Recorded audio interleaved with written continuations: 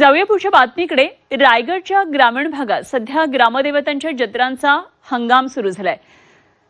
ग्रामदैवत श्री बापूजी महाराज यांचा जत्रोत्सव बुधवारी पार पडला। नांदिवीचं हे ग्रामदैवत आहे। श्री बापूजी महाराज यांचा जत्रोत्सव पार पडलेला आहे। या निमित्तानं विविध धार्मिक कार्यक्रम पार पडले। पंचक्रोशीतले भाविक, ग्रामस्थ आणि नोकरीनिमित्तानं अन्य ठिकाणी स्थायिक झालेले चाकरमानी जत्रेसाठी आवर्जून उपस्थित राहत असतात।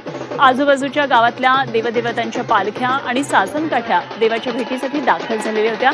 यावेळी पालखी नाचवण्याचा अनोखा सोहळा पाहण्यासाठी भाविकांनी गर्दी केलेली। मंदिरासमोरच्या बगाडावर फिरणारी लाट सर्वांचंच आकर्षण ठरली।